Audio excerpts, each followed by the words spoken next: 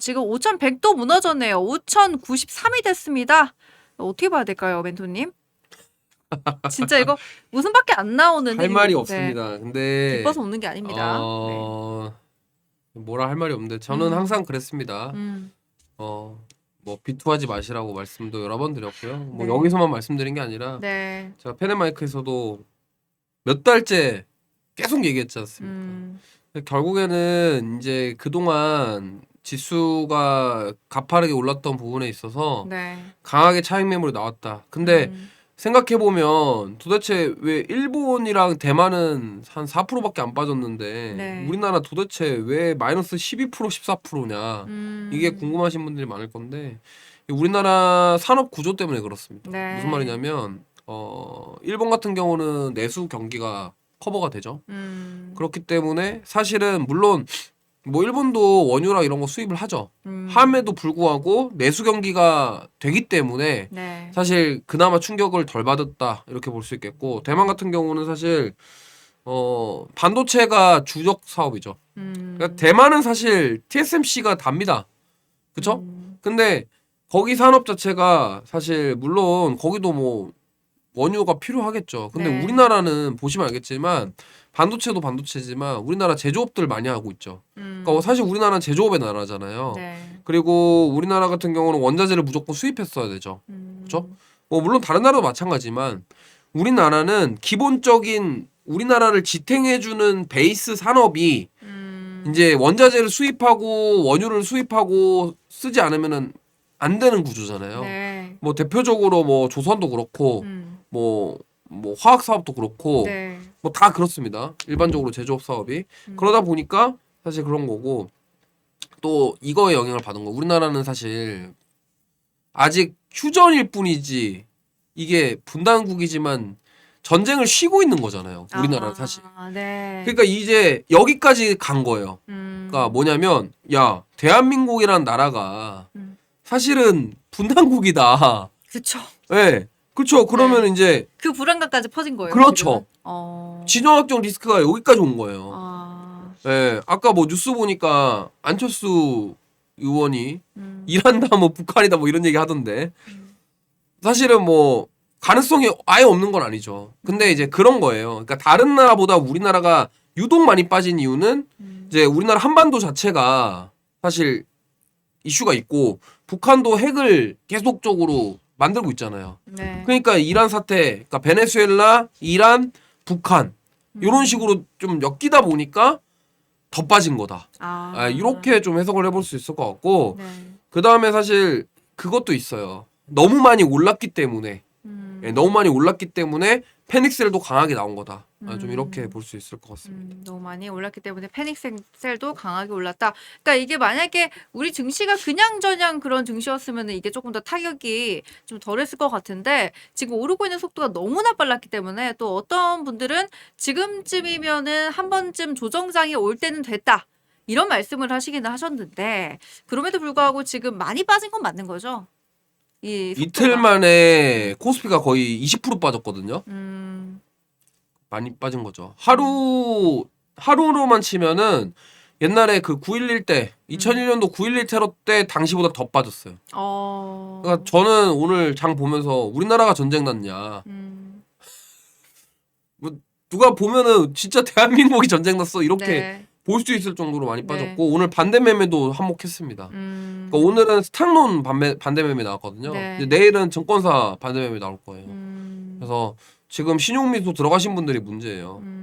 왜냐면 이게 봐봐요. 지난주 목요일 날 삼성전자 21만 원대 사신 분들은 네. 오늘 17만 원대까지 내려왔으니까 거의 25%거든요. 마이너스가. 그럼 이제 신용미수 들어가신 분들 이제 반대 매매 나올 만한 그런 가격대가 왔어요. 네. 그렇기 때문에 오늘 스탁론 반대 매매, 그 다음에 이제 내일 증권사 반대 매매. 그러면 투매가 더 나오면서 이제 그런 거고 제가 항상 말씀드렸지만 주식 투자 처음 하시는 분들이 가장 위험하다라는 말씀을 드렸습니다. 네. 왜냐하면 하락장을 못 겪으신 분들은 이게 오늘 진짜 충격적일 거예요. 어제도 충격적이었지만 그쵸. 오늘도 충격적일 거란 말이에요. 주식에 새로 진입하신 분들이 많이 놀라셨을 것 같아요. 네, 진짜 놀랄 법도 한 게 음. 지금 뭐 거의 수익 난 거 다 반납하는 수준이에요. 네, 그렇기 네. 때문에 좀 많이들 걱정이 많으실 건데 음. 옛날에 22년도에 겪어보신 분들은 알 겁니다. 네. 코로나 팬데믹 이후에 1년 동안 얼마나 빠졌는지. 예, 그래서 사실은 이제는 제가 봤을 때는 이제 봐야 됩니다. 이제 중요하게 봐야 될 게 뭐냐면 그럼 이거 어떻게 대응할 거냐. 예. 도대체 이 상황을 어떻게 극복해야 되냐. 뭐 이런 것들에 대해서 제가 힌트를 좀 드릴 수 있도록 하겠습니다. 네, 그러니까 제일 무서운 거는 우리 공포감인 것 같아요. 공포감이 계속 지속이 되면서 이 반대매매 인버스에 대한 투자 지금 많이 오히려 6천에 투자하신 인버스에 투자하신 분들이 지금 많이 벌었다 이야기가 나올 정도로 이 공포에 대한 이야기 언제까지 갈 거냐 가장 이 스텔라님 말씀하신 것처럼 내일도 반대매매로도 빠질 듯 22년도도 끝없이 빠졌다 내일은 더 충격적이겠죠 이런 두려움 때문에 우리가 이 코스피 장에 대한 이 신뢰감 지금 쌓은 지가 얼마 안 된 것 같은데 또 다시 무너질까 좀 우려가 커집니다. 오늘 준비해주신 키워드가 국내외 키워드 모두 다 이란과 관련된 이야기들이기 때문에 이걸 조금 집중해 주시면요. 저희가 이야기를 조금 더 나눠봐 드리도록 하겠습니다. 자, 일단은요. 주요 공시 및 요약으로 가볼게요. 자, DI와 인텍플레스 SPG. 자, 우리 지금 장은 안 좋지만 그래도 장중 특징주까지 살펴봐야겠죠. 먼저 DI부터 보겠습니다. 자, 96억 원 규모의 삼성전자와 반도체 장비 공급 계약을 체결했다라고 하는데 96억 정도면은 삼성전자한테는 그렇게 큰 금액은 아닐 텐데 이 DI라는 기업한테는 조금 호재라고 볼 수 있나요? 네, 뭐 사실 내용은 좋은데 네. 오늘 시장이 너무 안 좋아가지고 네, 별로 영향을 그쵸. 못 받은 것 같습니다. 네, 영향을 그렇게 많이 받지는 네, 못했죠. 그리고 규모가 그렇게 큰 건 아니에요. 96억이면. 근데 어쨌든 반도체 검사 장비 관련된 공급 계약이 있었고 네. 인텍플레스 같은 경우는 이제 기판 검사 장비. 네. 근데 또 공교롭게 둘 다 96억입니다. 근데 두 기업 자체가 시총이 큰 기업은 아니에요. 근데 네. 뭐 사실 뭐 요즘에 한 시총 한 뭐 1조 되면은 큰 기업이다 하는데 여기가 오늘 빠져가지고 DI가 7,600억 정도. 그다음에 인텍플러스 같은 경우는 시총이 좀 작네요. 네. 1,800억. 그래서 어쨌든 두 기업들이 뭐 공시는 나왔지만 시장의 여파로 힘을 받지 못했고 이제 SPG 같은 경우도 사실은 좋은 실적이 나왔는데 네. 역시나 이것도 시장 영향 받아서 18%. 오늘 뭐 지수가 빠졌기 때문에 전반적으로. 예, 지수가 10% 넘게 빠졌잖아요. 네, 네. 그러면 종목들이 한 20% 이상 대부분 다 빠졌다고 보시면 돼요. 그러면은 이렇게 좋은 소식이 있는 기업들 같은 경우에는 네. 이렇게 지수가 빠질 때 오히려 추가 매수를 들어가거나 신규 매수를 들어가는 게 좋지 않냐라는 이야기를 하시는 분들도 있거든요. 네. 음. 지금 이게 떨어지는 칼날에 잡으시는 분들이 많은데 이 떨어지는 칼날에 잡으면 원래는 안 됩니다. 네. 네. 그러니까 올라왔을 때 잡아야 되고 음. 사실 기술적 반등을 노리고 들어갈 수도 있겠죠. 네. 근데 비중을 늘리는 거는 조금 부담스러울 것 같아요. 그래서 만약에 지금 신규로 접근하시려고 한다라고 하면은 뭐 나눠서 들어간다 그러면 오케이. 근데 가지고 있는데 빠져서 더 산다. 일단 좀 지켜보자. 이번 주는 좀 지켜보자. 왜냐면 아까 말씀하셨지만 반대 매매 이슈가 있어요. 네. 네, 반대 매매가 뭐냐면 이제 예를 들어서 우리가 뭐 예를 들어서 삼성전자를 네. 이제 신용이나 미수 들어가면 보통 신용은 2배 정도 들어가거든요. 1,000만 원 있으면 2천만 원 네. 들어가요. 네. 그럼 예를 들어서 뭐 이거 예를 들어 설명드릴게요. 삼성전자를 내가 신용 매수를 했어요. 그러면 1,000만 원 예수금이면 2천만 원이죠. 그러면 이틀 동안 지금 25% 빠졌으니까 대충 손실이 한 450, 500 정도 되거든요. 저 꽤 크죠. 근데 이게 보면은 자 우리가 예수금이 1,000만 원 있었잖아요. 근데 신용으로 빚을 내 가지고 2천만 원으로 매수를 한 거잖아요. 그럼 지금 마이너스 500만 원이죠. 그러면은 기존에 1,000만 원만 있고 500만 원이 손실이잖아요. 네. 그러면 이제 증권사에서 요게 이제 내가 가지고 그걸 증거금이라고 해요. 네. 그러니까 예수금을 증거금이라고 하는데 그거 대비해서 뭐 40% 기준이 있어요. 증권사마다 음. 다른데 네. 그만큼 손실이 나면은 반대 매매를 해버려요. 증권사에서 음. 더 예수금을 더 입금하시겠습니까 해가지고 안 하면 반대 매매. 그러니까 돈을 더 넣으면 반대 매매 안 당하는데 이제 돈을 못 넣으면 반대 매매. 그리고 미수는 좀 얘기가 다릅니다. 그러니까 신용은 말 그대로 이제 내가 있는 거에서 어느 정도 뭐 2배 정도 빌려서 하는 거고요. 미수는 증거금률에 따라 달라요. 그러니까 예를 들어서 삼성전자 같은 경우는 내가 1,000만 원 예수금 있으면 5천만 원까지 매수가 됩니다. 그럼 잘 보세요. 이게 신용은 그나마 양반인데 삼성전자를 내가 21만 원에 미수로 샀다. 1,000만 원을. 그럼 미수로 사면 5천만 원 매수한 거거든요. 그럼 4천만 원을 빌려서 한 거잖아요. 네. 근데 5천만 원에 25%면 1,000만 원이에요. 그럼 내 예수금이랑 똑같이 됐죠, 손실이. 그럼 이제 여기서 더 넣지 않으면 반대 매매 나오는 거예요. 이게 증권사에서 강제로. 내가 뭘 안 해도 증권사에 일단 하기만 하면은 잘 생각해 보세요. 이게 신용은 그나마 낫다니까요. 미수로, 그러니까 지난주 예를 들어서 삼성전자 차트를 좀 제 화면 보여주시면은 네. 이게 미수가 이게 무서운 거예요. 자 보세요. 만약에 이 금요일 날 네. 내가 여기서 22만 원에서 예를 들어서 미수로 샀다고 쳐보겠습니다. 네. 그러면 삼성전자가 여기 보시면은 증거금률이 20%죠. 그러니까 증거금률이 20%라는 거는 1,000만 원으로 5천만 원까지 매수할 수 있다라는 거예요. 그러니까 1,000만 원만 있으면은 미수 거래를 해가지고 빌려와갖고 4천만 원을 더 그냥 총 5천만 원을 매수할 수 있다라는 거예요. 그러면은 이게 지금 5천을 매수했다 쳐볼게요. 네. 이날 금요일 날 22만 원에. 근데 지금 이틀 동안 한 거의 25% 빠졌거든요. 네. 그러면은 이미 벌써 내 증거금을 넘어섰죠. 맞잖아요. 네. 손실이. 반대 매매. 그리고 나머지 차익은 빚이 되는 거예요. 이게 무서운 거.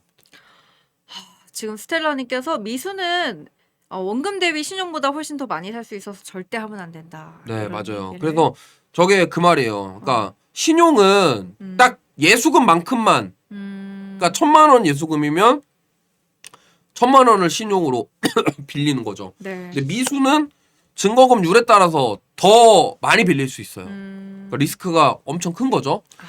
네, 그런데 이제 오늘 저 스탁론 얘기하셨는데 네. 스탁론은 이게 또 달라요.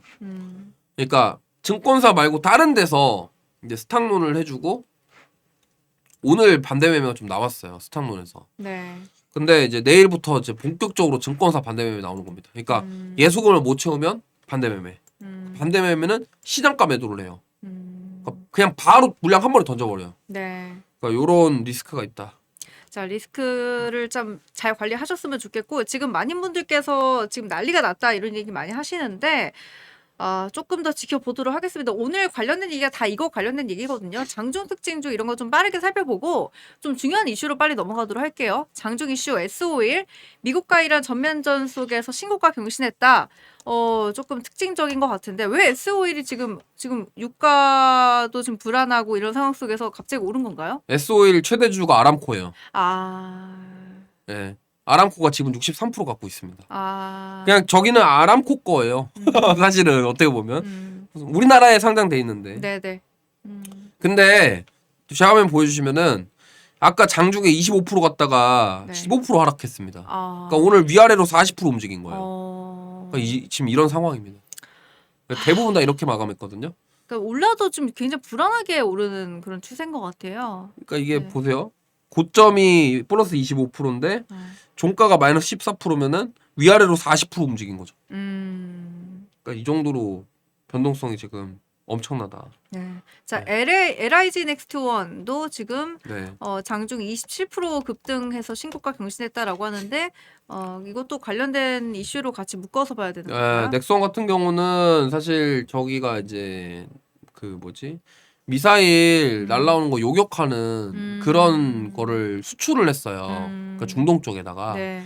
실제로 그쪽에서 이란 미사일을 요격했다. 네, 뭐 현무 이런 거, 네. 천궁 말하는 거거든요.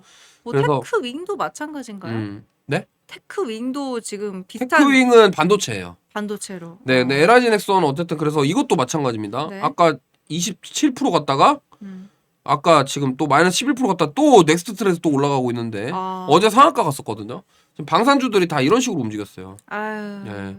그러니까 저게 천공이라는 게 네. 그거예요. 그러니까 그러니까 미사일 날라오는 걸 쏴서 방공인 거죠. 네, 예, 네. 그렇게 보시면 될 것 같습니다. 방어를 하는 네. 것이고 테크윈 같은 경우에는 지금 반도체 관련주인데 지금 반도체 많이 떨어지고 있는 상황에서 많이 올랐다 유일하게. 오늘 코스닥에서 테크잉하고 PSK 홀딩스 두 종목만 좋았거든요. 왜 얘는 그럴까요?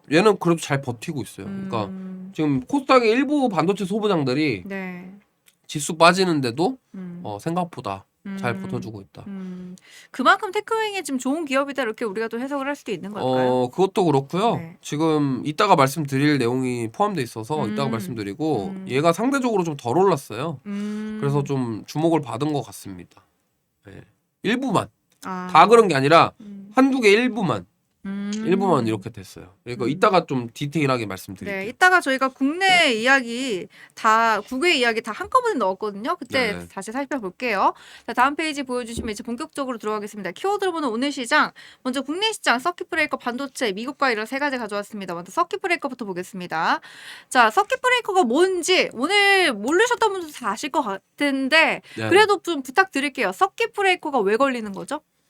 지수가 8% 빠지고 1분 1분 동안 유지가 되면은 네. 거래를 멈춰요. 거래소에서. 그 미국에서는 20분이라고 들었는데 우리나라는 30분이죠? 저기 화면 나오죠. 네네. 지금 보면은 저 키움증권 알림 메시지를 제가 캡처를 했는데 아. 오늘 코스닥 코스피 다 걸렸거든요. 네. 그래서 저 보면은 20분간 매매 거래 중단 후 10분간 단일 매매 총 그러니까 20분 동안은 거래 중지, 10분간은 단일간 매매. 총 30분. 네. 넥스트 트레이드는 30분간 아예 거래가 안 돼요. 그래서 그래서 일단 저게 서킷 브레이커의 의미가 뭐냐면 네네. 약간 쉬어가자. 너무 갔다. 너무 과열됐으니까 좀 생각하고 해. 약간 이런 느낌인 거예요. 근데 서킷 브레이커가 8%에만 걸리고요. 네. 15%에만 걸립니다. 2차 서킷이 15%, 그다음에 마이너스 20% 가면은 3차 서킷 걸리거든요. 그럼 거래 정지예요, 그냥. 그날 끝이에요. 그날 없습니다, 그날 거래. 근데 이게 네. 서킷 브레이커라는 게 오를 때는 안 걸리는 건가요? 내릴 때만. 이게 오를 때는 네. 저렇게 오른 적이 없어가지고 아마 제가 봤을 때는 오를 때도 서킷 걸리지 않을까 싶은데. 뭐 사이드카도 이렇게 나오잖아요. 사이드카는 네. 4% 올랐을 때 그 선물이랑 지수 거래만 지수만 해당하는 것이고. 그거 되는 거고요. 서킷 제가 상승 8%를 거의 본 적이 없어가지고 지수가 이게 너무 이례적인 일이기도 하고. 좀 잘 안 나오거든요. 네. 근데 일단은 하락을 했기 때문에 서킷 브레이커가 걸렸고 또 지금 확인한 바로는 지금 이러한 하락이 9.11 테러보다 더 심각하다. 네, 오늘 하락이 심했고 네. 사실 서킷 브레이커는 올라갈 때는 없습니다. 여기 어. 보니까 올라갈 때는 없고 네, 사이드카는 매수 사이드카도 걸리거든요. 근데 서킷 브레이커는 하락 시에만 하락 시에만 네, 하락 시에만 걸리는 걸립니다. 서킷 브레이커 코스피 지수 8% 이상 하락됐을 때 지속된다라고 해주셨습니다. 다시 앞 페이지 보여주시면요. 자, 서킷 브레이커가 있는데 그러면은 내일 시장은 어떻게 될까요? 반등을 할까요? 아니면은 여전히 좀 횡보를 할까요? 아니면 조정장 조금 더 며칠 지켜봐야 될까요? 지금 제가 이거 오전에 적어서 15%인데 사실 저 20%가 넘습니다. 아. 예, 요 내용을 오전에 적어서 네네. 저 상태고요. 네네. 그러니까 우리가 만약에 상승할 수 있는 조건을 굳이 말하자면 뭐 그냥 기술적 반등과 반발 매수세 기대밖에 없을 것 같아요. 예, 서킷 브레이커가 걸렸고 근데 거기서 더 낙폭을 키웠다. 매도세가 굉장히 강하다라는 거거든요. 그래서 지금 3월달 하락이 굉장히 이틀 동안에 엄청 컸기 때문에 뭐 내일 반발 매수를 노려볼 수 있겠지만 또 반대 매매가 또 있어서 이게 또 뭐 우리가 무조건 뭐 기술적 반등 나온다 이렇게 보기에는 좀 단정지어서 말씀드리기 좀 어려울 것 같고요. 그쵸. 사실 이렇게 빠지면은 보통은 그러니까 지금 봐봐요. 증시가 빠졌던 이유가 미국과 이란 전쟁 때문이죠. 네. 근데 그게 해소가 돼야 바로 반등이 빠르게 나오는데 해소가 안 되면은 지지부진하게 흘러내릴 가능성이 있어요. 옛날에 22년도에 지수 계속 줄줄줄 수도꼭지 틀듯이 빠진 것처럼 네. 조금씩 계속 내려갈 수도 있고 음. 아니면은 어느 정도 많이 단기간에 빠졌으니까 옆으로 횡보하면서 쉬어가는 흐름이 나올 가능성도 있습니다. 자, 그래서 여러 가지 가능성은 있지만 음. 여러분 만약에 내가 손절가를 정해놨다 하시는 분들께서는 조금 조정을 하셔야 될 것 같기는 합니다만 제가 궁금한 건 이거예요. 예를 들어 우리가 이 종목만 보고 시장만 봤을 때 나는 5만 원에 정리를 할 거야라고 각자 이제 손절가를 정해 주셨을 텐데 이건 좀 이례적인 상황인 거잖아요. 어떻게 네. 보면은 이런 우리와 관련된 상황이 아니고 또 이제 좀 글로벌 증시에 영향을 주는 지정학적 불안에 대한 이야기다 보니까 손절가 이런 것도 조금 다시 재조정을 해야 될까요? 사실 이렇게 급락하면 네. 손절이 의미가 없어요. 예. 다 같이 그냥 나가는 예, 거니까. 지수가 빠지면서 종목 싹 다 빠진 거는 음. 손절 의미가 없어요. 이거는 보통 이런 식으로 약간 비상식적인 급락은 네. 급등을 불러올 수도 있습니다. 음. 그래서 지금 당장에 패닉셀 하기보다도 네. 조금 지켜보면서 만약 우리가 저 전면전 전쟁이 장기화될지 빠르게 될지는 모르잖아요. 해결이 될지는. 음. 그러니까 만약에 저게 갑작스럽게 막 해결이 되면은 음. 갑자기 급반등할 수도 있어요. 어. 예, 근데 이건 모르잖아요. 우리가 예측이 어렵잖아요. 일단 내일장을 봐야 된다. 예, 그렇기 때문에 일단은 하락 가능성이 높다. 예, 확실한 거는 약간 지금 공포적인 심리가 좀 만연해 있다라는. 저 심리적인 요인도 있어요. 네, 네. 심리적인 요인도 있고 네. 뭐 여기 분할 매수로 평단가 낮춰야지 이러시는 분도 있는데 음. 지금 여기서 샀는데 더 빠지면은 그것도 문제거든요. 음. 그래서 어느 정도 진정이 되고 나서 사도 안 늦습니다. 음. 그러니까 굳이 이거를 이렇게 빠졌는데 네. 여기서 더 샀어요. 내일 또 빠지면요. 음. 손실이 커지죠. 네. 그러니까 좀 어느 정도 진정이 됐을 때 사는 게 좋고 이왕이면은 올라올 때 사는 게 더 좋습니다. 예. 네, 서킷 브레이커. 음. 자, 내일부터 이제 본격적으로 반대 매매 출할 가능성이 있다. 아까도 지금 언급을 해주셨는데 이 반대 매매를 조금 잘 지켜봐야 될 것 같습니다. 네. 어디까지 나오는지가 좀 중요할 것 같아요. 지금 다음 페이지 한번 보여주시면요. 자, 반도체 이야기입니다. 반도체는 일단 업황은 좋은데 업황은 좋기 때문에 지금 반도체 투톱인 하이닉스와 SK 하이닉스와 삼성전자가 끌어올리고 있었다. 그렇기 때문에 오히려 지수가 조금 불안한 거 아니냐 이런 우려가 나왔는데 지금은 오히려 잘 된 것이다. 이런 시각도 있더라고요. 이게 지금 그러니까 이렇게 생각하시면 돼요. 자, 우리가 삼성전자랑 SK하이닉스가 빠진 이유가 네. 반도체 업황이 안 좋아서입니까?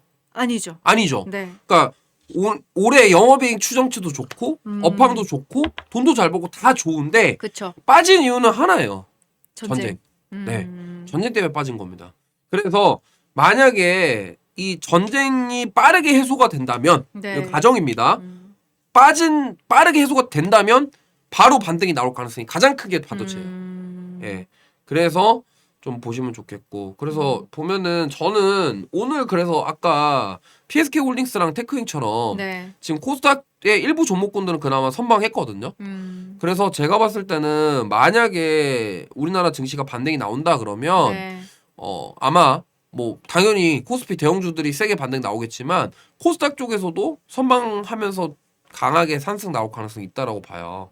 그래가지고 저는 만약에 반도체가 업황이나 이런 것들 보고 투자를 하신다면 지금은 코스피에 있는 지금 삼성전자 하이닉스보다 오히려 지금 코스닥 쪽에 있는 소부장이 낫지 않나 이렇게 생각을 하고 있고 그 다음에 다음 주 화요일 날 그러니까 3월 10일 날 코스닥 액티브 ETF 상품 네. 저게 뭐냐면 이제 자산운용사들이 또 상품을 만들어요. 저게 이제 정부에서 얘기하는 그 코스닥 부양과 관련된 네. 정책의 모멘텀을 받을 수 있는 저 액티브 ETF 상품이기 때문에 네. 저거에 대한 수급 기대감. 그래서 오늘 재미난 게 외국인들이 코스닥 1조 샀어요. 네. 그래서 제가 봤을 때는 만약에 증시가 좀 반등이 나오면 가능성이 있는 거는 반도체 소부장 아니겠냐. 네, 이렇게 좀 생각을 하고 있습니다. 그러니까 코스피는 지금 많이 피를 보긴 했고 또 코스닥도 함께 약간은 약진하는 모습, 떨어지는 모습 보였지만 지금 정부가 코스닥을 밀어붙이겠다고 했고요. 또 이제 시작이다 보니까 조금 지켜봐야 될 것 같지 않나 이런 생각도 듭니다. 내일 기대된 섹터는 방산 정유 그리고 반도체 소부장과 조선 꼽아주셨는데 네. 방산에 이따가 이야기를 조금 더 구체적으로 나눌 테니까 제가 넘어가도록 하고 네. 반도체 소부장은 갑자기 뜨는 건가요? 아니면 원래도 지금 좋은 상황인가요? 이게 지금 그러니까 만약에 내일 증시가 반등 나온다고 가정했을 때 뭐가 먼저 오르겠냐? 반도체다. 반도체인 거죠. 예. 상황이 안 좋음에도 불구하고 반도체에 대한 가능성은 여전히 열리고 있다. 그러니까 댓글이 두 가지로 나뉘는 것 같아요. 아까 위에서 봤던 걸로는 하나는 반도체가 지금 그동안 너무 빨리 올랐기 때문에 버블이 껴있다. 지금 내리는 게 수순이다라는 분이 있고요. 또 어떤 네. 분께서는 반도체는 업황이 너무 좋고 열심히 하기 때문에 오를 수밖에 없다. 이 둘 중에 하나로 나뉘더라고요. 둘 다 맞는 말입니다. 음, 맞는 말씀이에요. 아니 누가 정답 없어요. 음. 누가 틀리다 이런 개념이 아니라 생각이 다르다라고 생각하시면 됩니다. 네. 다르다와 틀리다의 개념 아시죠? 알죠. 예. 네. 틀린 건 아니고요. 생각이 다른 거고 저도 사실 업황만 생각하면 네. 지금 버블이라고 보기에 또 어려워요. 근데 사실 또 분위기 보면은 이게 진짜 너무 많이 올라서 고평가인가 이런 생각도 들기도 합니다만 네. 정답은 없습니다. 그래서 일단은 제가 봤을 때는 지금 아까도 말씀드렸지만 이렇게 급락이 급등을 부르는 경우가 있어요. 오히려. 예, 오히려 그렇기 때문에 이게 지금 뭐 100%는 아니지만 지금 음. 이런 식으로 이틀 만에 이렇게 뺐잖아요. 네. 그러면 반등이 세게 나오면은 세게 올라갈 거예요. 그러니까 급락이 급등을 부르는 경우가 있다. 이거는 아무래도 시장 자체는 좋은데 외부 변수로 인해서 네, 갑자기 맞아요. 떨어졌을 때를 말씀하시는 것 뭐 같아요. 과거 사례를 보면은 그 옛날에 엔캐리 트레이드 청산 때 급락 나온 적 있었고 그 다음에 뭐 여러 가지 외부 이슈 때문에 급락이 나왔던 적이 있는데 그거 다 네. 빠르게 만회했었잖아요. 그렇죠. 코로나 팬데믹 때도 마찬가지였습니다. 음. 급락 나왔다가 더 세게 올라갔죠. 음. 그렇죠? 그러니까 물론 지금 좀 상황이 다른 게 이미 좀 만약에 이건 얘기가 좀 달라지는 게 코스피가 지금 3천이었으면 얘기가 달라지거든요.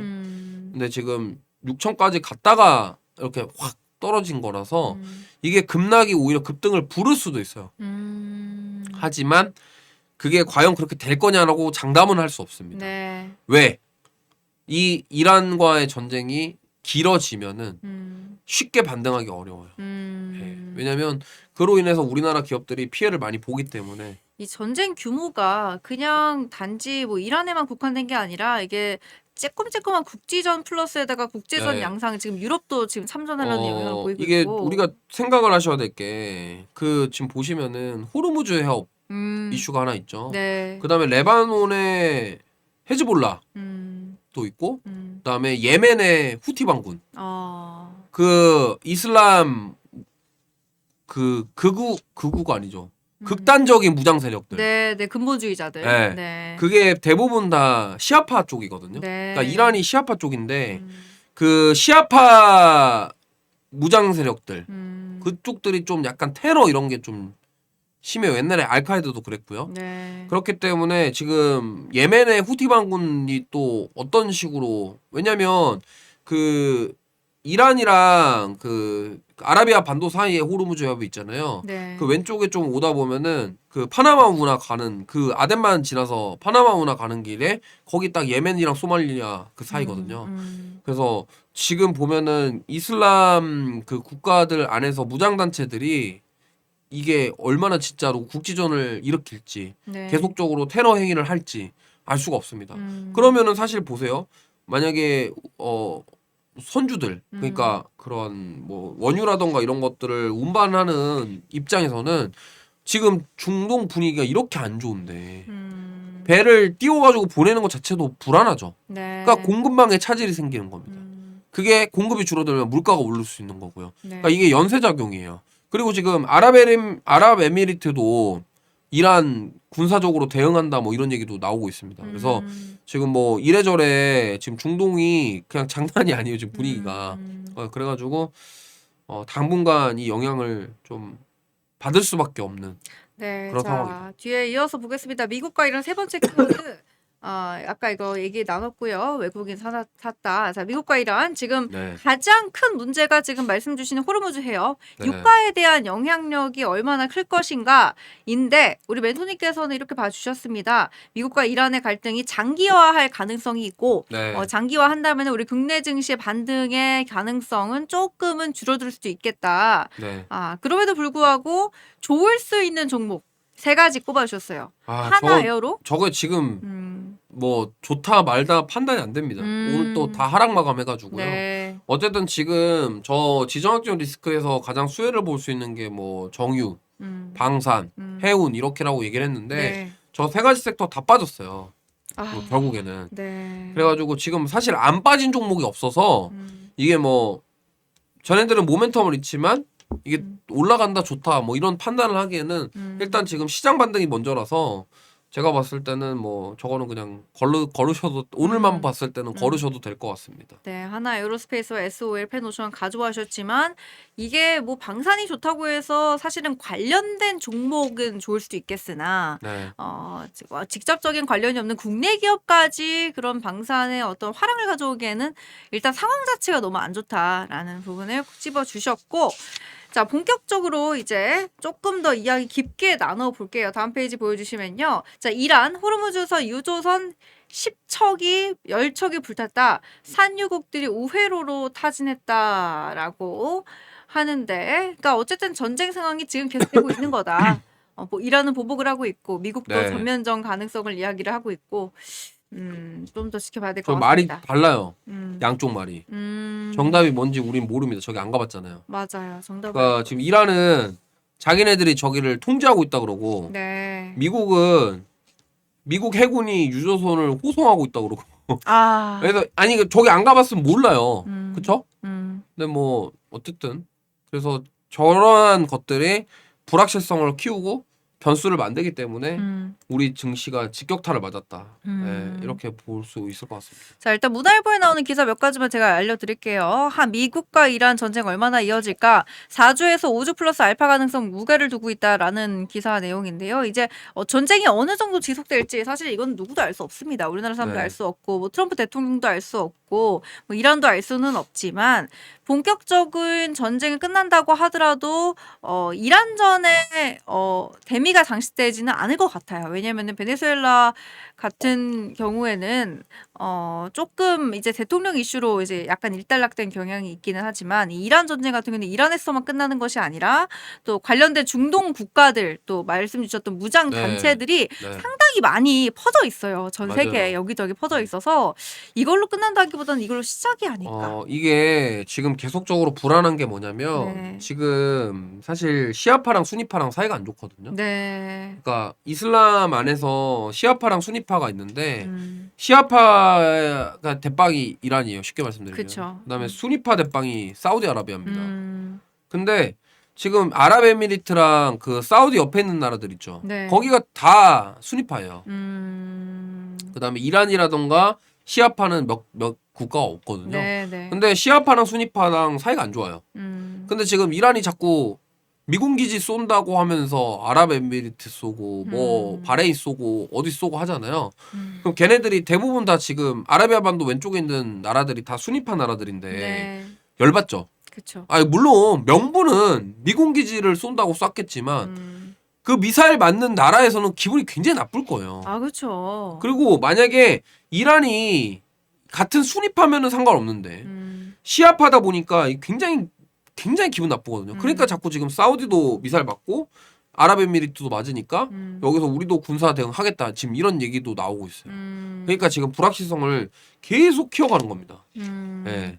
그러면은 이제 결론적으로도 지금 우리 임주렐라님께서 이주호 멘토님 말을 들으면 시원해요. 제발 전쟁이 빠르게 끝나기를 미국이 무조건 이겨야 돼요. 이렇게 하시는데 미국이 이기는 게 그래도 글로벌 증시와 우리 증시에는 더 좋은 건가요? 아니 네. 지금 미국을 이길 나라가 없어요. 근데 이미 이기고 군사적으로. 있긴 하죠. 이미 이기고 있는데 본격적인 전쟁이 어떤 양상으로 끝나고 불안도가 잠재워지느냐의 문제인 근데 것 이건 같아요. 있어요. 네. 옛날에 아프가니스탄 전쟁 때 네. 미국이 결국엔 졌거든요. 그쵸? 결국엔 졌어요. 네. 왜냐면 거기가 하도 막 테러를 산발적으로 하다 보니까 네, 네. 장기전으로 가면 사실 더 무서운 거지. 무섭죠. 근데 네. 또 그거는 또 그때랑 지금이랑 또 다릅니다. 그 아프가니스탄이랑 이라크 전쟁은 네. 사실 9.11 테러 보복이었잖아요. 맞잖아요. 네. 9.11 테러 보복으로 부시 대통령이 이제 아프간이랑 전쟁 일으킨 거예요, 이라크랑. 네. 근데 이라크는 그냥 며칠 안 돼서 그냥 나라가 없어졌고. 근데 아프간은 좀 달랐어요. 그러니까 아프간은 결국 미국이 졌거든요. 그런데 그거의 배경은 테러를 계속하니까. 그 국제전으로 계속 테러를 하다 보니까 그렇게 된 거예요. 미국에서 제일 중요하게 생각하는 게 뭐 물자라든지 뭐 승리라든지 이런 것도 굉장히 중요하지만 한 명이 미군을 잃지 않는 거를 가장 중요하게 생각한다고 하더라고요. 그게 이제 그렇죠. 미국의 그 전쟁부 이전에 국방부에서도 가지고 있는 어떤 그 전략을 넘어서는 요체다라고 제가 들었는데 그렇기 때문에 그 한 명의 미군을 희생하는 것이 미국이 어떠한 전체적인 군사 행동을 일으키고 또 멈추게 되는 그런 계기가 된다.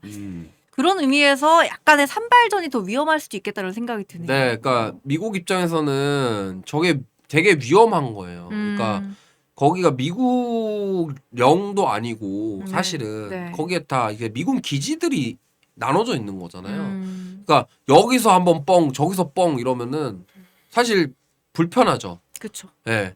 그래서 그렇다고 해서 지금 트럼프 대통령이 이제 뭐 이스라엘이랑 공조해서 뭘 하겠다고 하면은 이제 더 문제는 그 헤즈볼라랑 후티 반군 이런 데서 이제 같이 들고 일어나면 그게 이제 진짜로 중동 전쟁 되는 거거든요. 그러니까 이렇게 확장이 되면은 사실 트럼프 입장에서도 안 좋아요. 네. 예, 빨리 끝내야 되거든요, 사실. 근데 지금 보면은 빨리 끝난다라고는 얘기는 하지만 이게 베네수엘라랑은 또 결이 다르거든요. 그래서 빨리 마무리 됐으면 좋겠는데 네. 사실은 뭐 이래나 저래나 우리 입장에서는 빨리 마무리가 돼야 됩니다.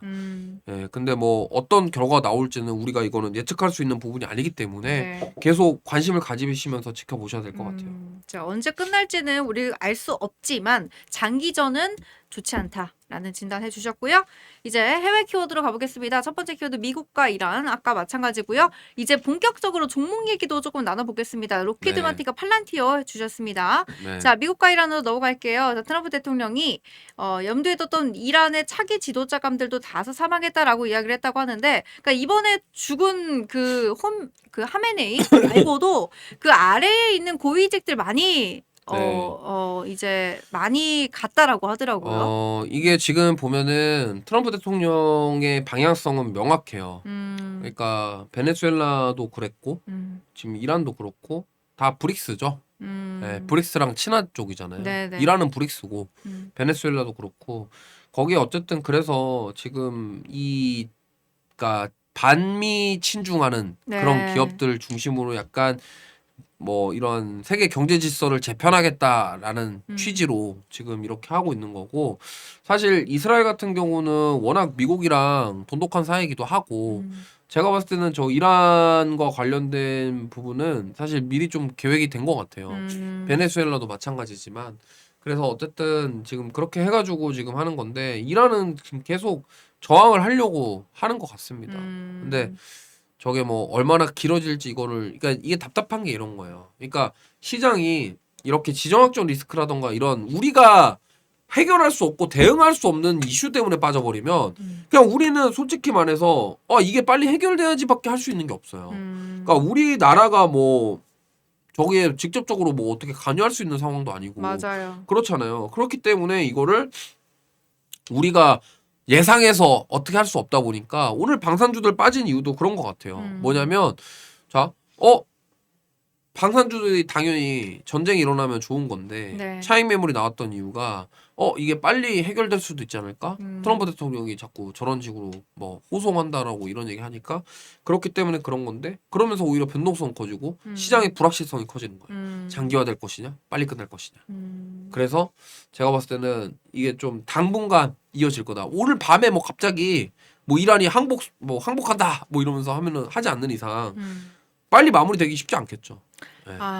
이란도 지금 뭐 최첨단 무기에 아직 손도 안 댔다, 뭐 더 오래 저항할 수 있다 이런 얘기를 했다고 하는데 전쟁은 일단은 좀 자존심 싸움도 좀 크고 또 이제 보복과 보복이 계속 이어지고 있기 때문에 네. 조금 우리가 쉽게 예단하기는 어렵습니다만 확실한 거는 우리 한국 경제에 끼치는 영향력이 그렇게 좋아 보이지는 않는다라는 것이고 그럼에도 불구하고 뜨고 있는 기업이 몇 가지 있습니다. 네. 로키드 마틴을 가져와 주셨는데요. 이 로키드 마틴 대표적인 방산주인데 네. 구체적으로 어떤 역할을 지금 하고 있나요?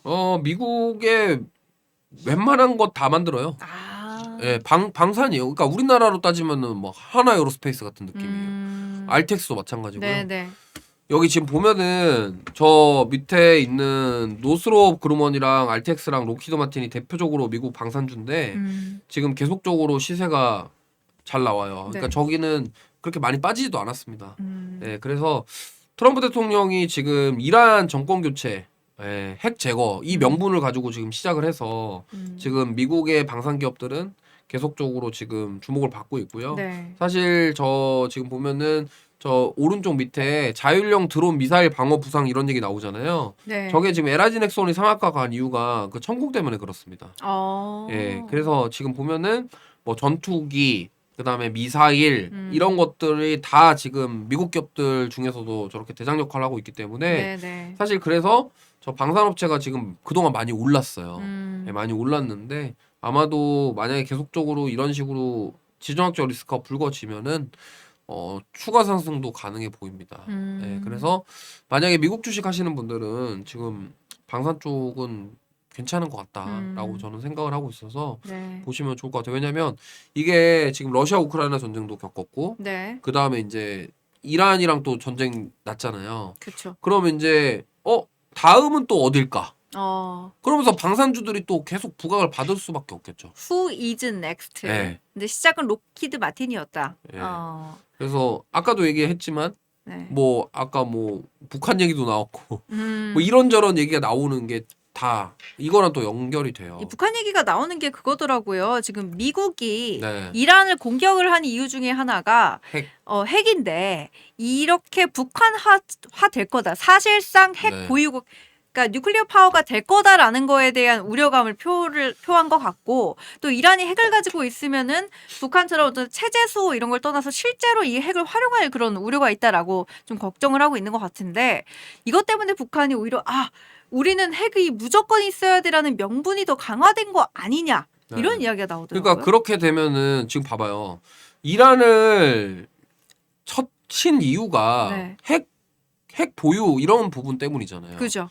그러니까 핵 개발, 핵 그 관련돼서. 네네. 근데 지금 북한은 계속 핵 개발을 하고 있잖아요. 그게 뭐 실제로 보유하고 있는지 아닌지 우린 모릅니다. 그죠? 거기는 보유하고 있다고 하는데 우리가 있는지 없는지 모르고. 사실 네. 우리나라 같은 경우는 핵이 없잖아요. 없죠. 네. 네. 그러니까 이런 상황에서 사실은 지금 트럼프 대통령 입장에서는 저러한 명분 가지고 이렇게 딱 그러니까 명분 딱 좋잖아요. 그죠. 핵이라는 명분 때문에 그래서 북한까지도 이어지는 형태입니다. 근데 지금 보면은 사실은 원래 이 시기가 되면은 중국 양해에 대한 얘기를 해야 되거든요. 지금 중국 양해가 쏙 들어갔어요. 예.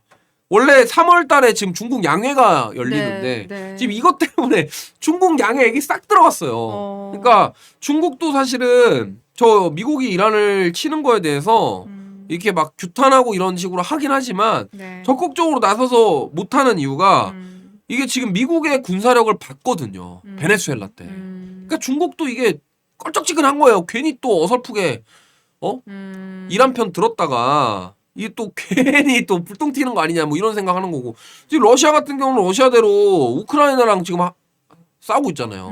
그러니까 거기도 또 여력이 없어요. 그러니까 지금 중국 입장에서도 이란 편을 들자니 지금 미국이 너무 강력하고 그쵸. 예. 그러다 보니까 이게 지금 어쨌든 트럼프 대통령은 이 지금 브릭스 국가 중심의 세계 질서를 만들어가는 거를 차단하고 견제하고 막겠다라는 네. 의지가 지금 베네수엘라, 이란 2탄이에요. 그러면 3탄은 어디냐? 저도 모르겠습니다. 3탄이 어딜지 모르겠지만 네. 확실히 지금 하고 있는 이 전쟁 자체가 중국에 대한 견제도 함께 들어가 있다. 저도 그게 네. 커요. 왜냐면 네. 지금 여태껏 중국이 남미부터 시작해가지고 중동이랑 이런 데 다 지금 어떻게 보면 열이 걸치고 절이 걸쳐서 중국이 이란 원유 중국이 제일 많이 사잖아요. 네. 그러니까 이런 식으로 하니까 트럼프 대통령이 이제 그걸 계속 볼 수가 없다. 뭐 이런 의지가 상당히 있는 것 같습니다. 그래서 저 뭐 사실은 이런 것들이 계속 발생하면 좋은 건 아니에요, 사실. 네.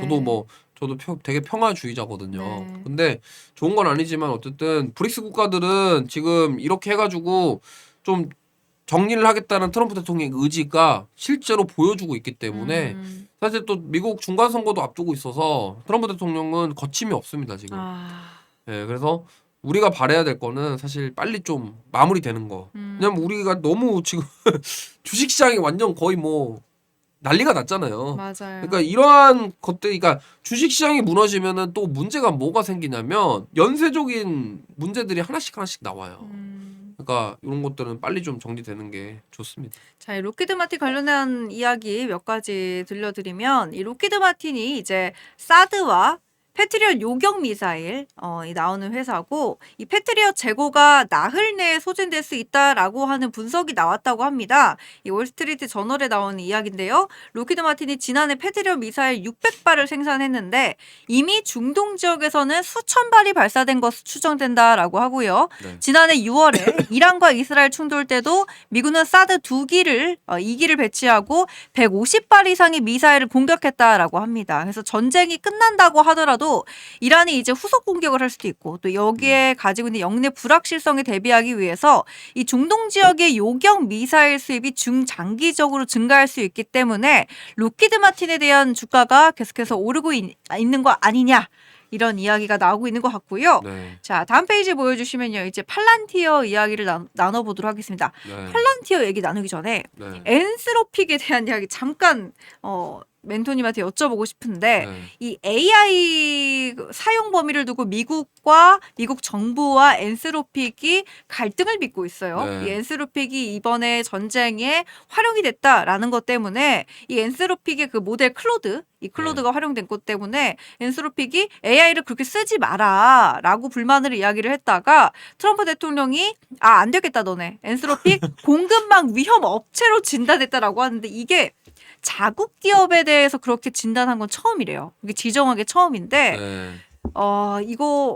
이게 처음으로 이제 AI에 대한 사용 네. 군사적 목적으로 사용할 수 있느냐에 대한 전면적인 갈등이 처음으로 부상한 거다라고 보거든요. 네. 멘토님 어떻게 보셨어요 이번 갈등? 이게 사실 그 최근에 미증시가 좀 조정이 나왔던 이유가 네. 이제 이 엔트로픽 같은 기업이 음. 이제 그런 소프트웨어 산업을 음. 잠식시킬 것이다에 대한 우려가 먼저 나왔잖아요. 네네. 그러고 나서 지금 이제 시작이 된 건데 그러다 보니까 엔트로픽 같은 경우는 이제 그거에 대해서 수혜를 본 거고 근데 트럼프 대통령이 이제 뭐 최근에 막 이러한 국방부 AI 계약 이런 거 하면서 이제 뭐 좀 강하게 표현을 했죠. 뭐 좌파 기업이다. 네, 뭐 이런 식으로 지금 트럼프 대통령이 그렇게까지 얘기하면서 네. 안 쓴다. 뭐 이런까지 갔기 때문에 사실은 뭐 그들 안에서 뭔가 이유가 있었겠죠. 그쵸. 예. 저희도 그것까지 잘 모릅니다. 네. 근데 트럼프 대통령한테 뭔가 뭐 때문에 찍혔겠죠. 근데 왜 뭐 굳이 왜 그랬을까? 우리도 모릅니다. 왜냐면 사실은 뭔가 있었을 거예요. 네. 근데 여기 내용 뉴스 기사 제 화면 보여주시면요. 여기 지금 보면은 28일 날 나온 뉴스인데 트럼프 대통령이 모든 정부 기관에서 엔트로픽 퇴출. 근데 여기 내용 보면은 급진 이거 트럼프 대통령 말입니다. 네. 급진 좌파 깨어 있는 척하는 집단이 우리의 위대한 군대가 전쟁에서 싸우고 승리하는 방식을 좌우하도록 내버려두지 않겠다. 엔트로픽의 좌파 광신도들이 국방부를 강압적으로 압박하고 헌법 대신 자신의 복무 약관을 따르도록 강요한 것. 와. 이게 지금 문제가 됐던 거예요. 강하게 반응을 했네요. 네. 그래가지고 이게 그러니까 이런 거죠. 그 엔트로픽이 국방부라던가 이러한 미국의 그런 기관들에게 좀 약간 이렇게 갑질을 하지 않았을까. 그러니까 우리가 뭐 자세히는 모르지만, 그죠? 예, 그 내부적으로 뭔가 있었겠죠. 네. 그래가지고 이제 미국 국방부가 오픈 AI랑 XAI를 대체를 한다. 예, 그런 식으로 지금 얘가 나온 거예요. 자, 지금 뭐 클로드 관련해 가지고 또 로키드 마틴이 좀 굉장히 똑똑한 입장을 낸 게 지금 화면 바꿔주시면 세계 최대 방산업체 로키드 마틴은 이미 공급망에서 클로드를 배제하는 작업을 시작했다. 로키드 마틴은 우리는 도널드 트럼프 대통령과 국방부의 지침을 따를 것이라며 우리는 업무 어떤 부분에서도 특정 AI 업체에 의존하고 있지 않아서 네. 영향은 최소할 것으로 예상된다라고 아주 현명하게 일단 원래 로키드 네. 마틴은 네네. 그냥 그 저기는 원래 1등 기업이라 상관없고요. 우리 클로드 쓰지 말라면 안 쓸게요. 네. 라고 딱 지금 이렇게. 그래서 일단 뭐 네네. 저거는 사실 네. 일단 미국의 정치적인 이슈가 있어서 네네. 우리가 저것까지 막 네. 뭐 이러쿵 저러쿵 할 말은 없습니다. 아니 몰라요 우리도 우리도 뭐 왜 저런 일이 벌어졌는지 모르는데 그죠. 일단 지금 그래서 이거 미국이랑 이란 이슈로 팔란티어가 또 주가가 살짝 반등 나오고 있는데 팔란티어는 그러면은 어떤 이슈로 지금 뜨고 있는 거죠? 그러니까 팔란티어 같은 경우는 이제 대규모 수주 기대감이죠. 그러니까 무슨 말이냐면 이게 결국에는 이 팔란티어도 AI를 활용해서 그런 좌표 막 네. 이런 것들을 하는 기업이잖아요. 네네. 그러다 보니까 이제 보세요. 만약에 미국이 지금 베네수엘라 작전 이후에 지금 네. 이란도 또 이렇게 해갖고 정밀 타격을 해가지고 딱 타겟만 딱 잘 처리를 하잖아요. 네. 그러니까 이런 것들이 좌표를 찍고 이런 것들이 다 이런 팔란티어의 AI 기술에 대한 부분이다. 네. 그래가지고 이제 그거에 대한 부각을 받으면서 음. 이제 국방부 수주가 또 팔란티어 증가할 것이다. 네. 그리고 엔트로픽 이슈 또 나오니까 팔란티어가 수혜를 볼 것이다. 지금 이러한 결이다라고 보시면 좋을 것 같아요. 지금 뭐 쉐보론 같은 경우에도 주식이 유망하다라고 나오는데 같은 네. 맥락에서 보면 되는 걸까요? 네, 뭐 이거는 기사 내용인데 제 네. 화면 보여주시면은 네. 여기 보시면은 팔란티어가 AI 정보 수집을 통해 이점을 얻은 국방 산업용 소프트웨어 개발하고 있다는 사실이 전쟁 승패에 결정짓는 요인이 된다. 그다음에 여기 보면은 이제 세브론 주가도 상승할 것이라고 했는데 네. 뭐 사실은 여기는 지금 보면은 이거예요. 그러니까 좀 중소형 기업인 것 같은데 여기는 좀 다른 쪽입니다. 그러니까 AI 이런 국방 AI가 아니라 네. 세브론은 그 원유 개발 탐사 이런 쪽이기 때문에 조금 다른 내용이라서 어쨌든 뭐 수혜를 받을 것이다 뭐 이런 얘기가 나오고 있다. 이 정도로 보시면 좋을 것 같고 네. 팔란티어는 미국이 계속적으로 전쟁을 하고 이러면은 네. 수혜를 받을 수밖에 없어요. 네. 팔란티어 최근에 좀 떨어졌던 걸로 알고 있는데 네, 이번 조정이 좀 나왔는데 저는 만약에 지금 팔란티어를 그래서 이거를 보고 투자하시겠다고 한다면 저는 나쁘지 않은 것 같습니다. 그래요? 예, 팔란티어도 괜찮은 것 같아요. 조정 받을 만큼 받았고. 조정 받을 만큼 받았고 지금 상황도 어떻게 보면은 괜찮고, 그러니까 우리 전반적으로 전쟁 상황이 주가에 좋은 영향을 끼치지는 못하지만 이 방산주만큼은 조금 다르다라는 건데, 네. 근데 문제는 이거죠. 로키드 마틴이나 팔란티어나 쉐브론이나 지금 시점에서 최대치로 오른 건가요? 아니면은 조금 더 노려볼 가능성이 있을까요? 사실 많이 올랐어요. 많이 음. 올랐는데 지금 고점 대비해서 좀 어느 정도 조정을 받았기 때문에 네. 그래서 뭐 반등할 수도 있지 않겠냐 뭐 이런 얘기가 나오는 거고 그 다음에 제 화면 띄워 보시면은 네. 팔란티어에 직접적으로 투자를 하기 부담스럽다. 그럼 여기 코액트 팔란티어 밸류체인 액티브라는 ETF 상품이 있습니다. 이 코액트가 삼성 액티브 자산 운용이에요. 요런 ETF도 있으니까 네네. 사실 내가 팔란티어만 사기 좀 그렇다. 그러면 요런 ETF 상품에 투자를 하셔도 나쁘지 않을 것 같습니다. 이게 지금 팔란티어 하나로는 부족해. 이제는 팀 팔란티어에 주목할 때라고 나와 있는데 어떤 기업이 지금 포진되는지 여기 보면은 볼게요. 팔란티어랑 루멘텀이랑 네. 그다음에 블루메너지 있는데 블루메너지 여기 왜 들어간지 모르겠는데 블루메너지가 있네요. 그 외에 또 몇 개 있어요. 그래서 한번 클릭을 해보 주시면 여기 세부가 안 나와 다는 안 나오고요. 음. 요거는 좀 찾아봐야 되는데 좀 보면은 요게 우리 검색에도 나옵니다. 네. 코액트라고 해가지고 여기 보시면요. 코액트라고 치면은 나와요. 네. 여기 지금 팔란티어 밸류체인 액티브 해서 요거는 ETF입니다. 네, ETF라서 요거는 상품 구성은 저도 지금 안 찾아봐가지고 좀 찾아보면 나올 것 같습니다. 그러니까 이런 거예요. 그러니까 내가 팔란티어를 직접 투자하기엔 부담스러워. 그죠? 그럼 잠깐 제가 모바일로 한번 네, 볼게요. 상품 네, 뭐가 네. 있는지. 네. 제가 지금 모바일 HTS에서는 좀 보이거든요. 네. 봐주시는 동안에 네. 지금 잠깐 이야기 드리면은 오늘 이조멘토님께서 이따가 코스닥 액티브 ETF를 조금 추천을 해주실 거라서 그 관련된 이야기로도 같이 봐주시면 좋을 것 같아요. 이 팔란티어 코액트 팔란티어도 ETF의 종류 중에 하나입니다. 자 여기 잘 보세요. 제가 봤는데 지금 구성 목록에 삼성전자, 하이닉스, LIG 넥스원, 네. 그 다음에 팔란티어, 그 다음에 뭐 몇 개 있어요. 음. 그래서 이게 우리나라 기업이랑 같이 혼합된 상품이거든요. 네, 그래서 이거는 모바일 HTS 보시면은 구성 종목 나오는데, 네. 그러니까 팔란티어에 직접적으로 투자하긴 부담스럽고 간접적으로 하고 싶다. 근데 이런 ETF 저는 나쁘지 않다라고 생각합니다. 네. 자, 잠깐만요. 지금 테스터로서님, 그날님 지금 이 B2가 테헤란 공습했다고 속보가 뉴스를 한번 떴다. 볼까요? 라고 하는데 지금 제가 가져온 뉴스 한번 띄워주세요. 이스라엘이 이란 지하 핵시설을 공습했다라는 소식입니다. 미국과 이스라엘, 이란 간 군사 충돌이 전면전 양상으로 번졌다라고 합니다. 뉴욕타임즈에 따르면 이스라엘군은 이날 새벽, 지금 우리 시간으로 이날 새벽인가 봐요. 이란 전역을 상대로 광범위한 공습 작전을 개시했다. 아이고, 지하 핵시설 선제 타격을 했고 해당 시설에서 과학자들의 핵무기 부품을 은밀하게 개발하고 있었다.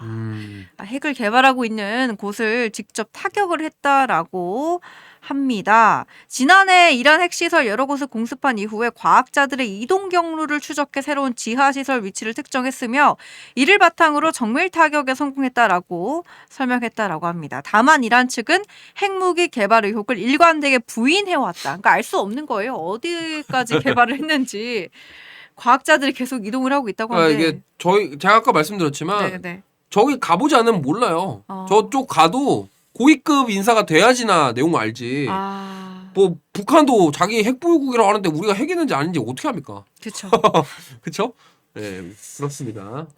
이게 어디까지 그러니까 개발했는지. 이게 봐봐요. 네. 시장은 불확실성을 싫어해요. 네. 그러니까 여기 보면은 지금 전쟁도 전쟁인데 불확실성이 계속 생기잖아요. 네. 뭐 하루 건너서 장 끝나면은 또 어디 폭격했다고 뉴스 나오고 오늘 밤에 또 갑자기 또 누가 뭘 쏘고 뭐 어디가 또 공격당하고 피해 입을지 아무도 모르지 않습니까? 그렇죠. 그러니까 이게 불확실성이 계속 커지는 거예요. 그러면 봐봐요.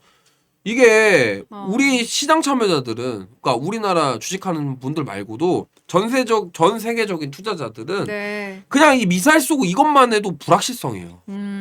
예. 그러니까 불안한 거예요. 그러니까 심리적으로 흔들리고 매도 투매가 나오는 거고. 네. 그러니까 자꾸 이렇게 장 끝나고 또 쏘면은 넥스트 트레이드에 또 방산주도 움직입니다. 그것도 내일 또 만약에 있었냐는 듯이 또 빠지고 이런 식으로 변동성이 커지니까 개인 투자자들이 대응하기 힘들 뿐 아니라 네. 너무 어려운 거예요. 전쟁이라고 하는 객관적인 상황보다 네. 그거를 대하는 주식 투자자들의 마음이 제일 중요한데. 그쵸.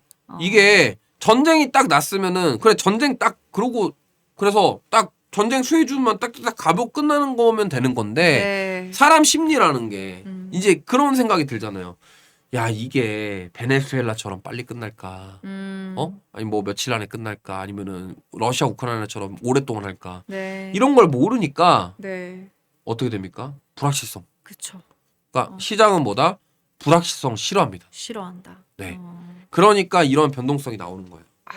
그러네요. 자, 어제도 팔란 내리락 오르락 하면서 했다라고 이야기를 해주시고, 지금 미장하시는 분들은 그닥 신경도 안 쓰는데 뭐라는 이야기 합니다. 미국 주식하는 사람들은 신경 안 쓰는. 그게 맞아요. 별로 신경 안 써요. 네. 미국 주식은 뭐 지금 뭐 미국 주식도 같이 상황이 안 좋긴 하죠. 우리나라보다 나아요? 낫죠. 아니, 그러니까 미주식은 그냥 횡보한 거예요. 그러니까 네. 결국에는 이 불확실성이 안 좋다고 해도 결국에는 더 많은 영향을 받는 거는 우리 증시네요. 그럴 수밖에 없어요. 네. 그러니까 우리나라 아까도 말씀드렸지만 우리나라 산업 구조가 네. 수출에 의존해야 되는 국가잖아요. 우리나라는 무역으로 먹고 사는 나라예요. 그렇잖아요. 그러니까 가장 크게 영향을 받을 수밖에 없는 거예요. 우리나라가. 그리고 우리나라가 제조업 기반의 사업을 하고 있고 네. 우리나라 국가 사업 대부분 자체가 다 제조업이잖아요. 네. 제조업해서 수출해갖고 먹고 사는 나라잖아요. 그러니까 국제유가나 이런 것들이 다 영향을 줄 수밖에 없고 우리나라 증시가 이게 이렇게까지 크게 반응한 겁니다. 네. 자.